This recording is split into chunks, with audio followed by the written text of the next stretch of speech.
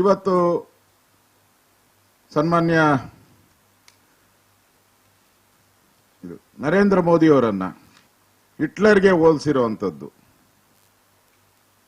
ಆಮೇಲೆ ಮಸೂಲಿಗೆ ಹೋಲಿಸಿರುವಂತದ್ದು,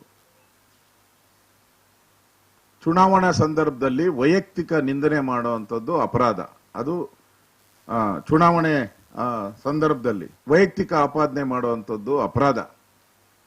ಅದರಲ್ಲೂ ಹಿಟ್ಲರ್ ಅವರ ಹೆಸರು ಹೇಳಿ ಸರ್ವಾಧಿಕಾರಿ ಅಂತೇಳಿ ಬಿಂಬಿತ ಮಾಡೋದು ಕೂಡ ಅಪರಾಧ.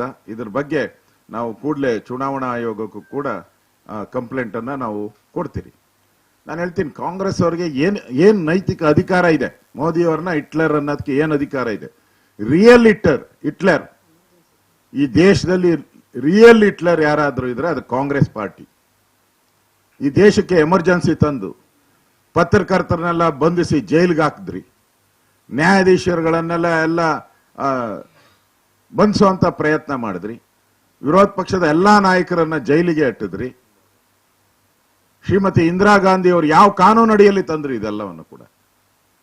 ಹಿಟ್ಲರ್ ಮನಸ್ಥಿತಿಯ ಒಂದು ಕಾಂಗ್ರೆಸ್ ಪಾರ್ಟಿ ದೇಶದ ಮೇಲೆ ತುರ್ತು ಪರಿಸ್ಥಿತಿ ಅಂತದ್ದು ನಿಮ್ಮ ಬಾಯಲ್ಲಿ ಈ ಮಾತು ನರೇಂದ್ರ ಮೋದಿ ಅವರ ಬಗ್ಗೆ. ನರೇಂದ್ರ ಮೋದಿ ವಿಶ್ವ ನಾಯಕ. ಇವತ್ತು ಪ್ರಪಂಚದ ಎಲ್ಲ ಅಧ್ಯಕ್ಷರು, ಪ್ರೈಮ್ ಮಿನಿಸ್ಟರ್ ಅಲ್ಲಿ ಇವತ್ತು ಮೊದಲ ಸಾಲಿಗೆ ನಿಲ್ಲುವಂತವರು ನರೇಂದ್ರ ಮೋದಿ. ವಿಶ್ವ ಒಪ್ಕೊಂಡಿದೆ ಅವ್ರನ್ನ.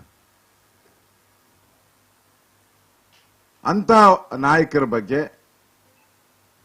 ಹಿಟ್ಲರ್ ಮನಸ್ಥಿತಿ ಇರ್ತಕ್ಕಂಥ ಕಾಂಗ್ರೆಸ್ ಅವರು ಈ ರೀತಿ ಹೇಳಿಕೆ ಕೊಡುವಂಥದ್ದು ನಿಮ್ಗೊಂಥರ ಇನ್ನು ಬ್ರಿಟಿಷರ ಮನಸ್ಥಿತಿ ಏನಿದೆ, ದೇಶ ವಿಭಜನೆ ಮಾಡಿದಂಥವರು, ಆ ಮನಸ್ಥಿತಿಯಿಂದ ಕಾಂಗ್ರೆಸ್ ಇನ್ನೂ ಆಚೆ ಬಂದಿಲ್ಲ ಅಂತ ನನ್ಗನ್ಸುತ್ತೆ.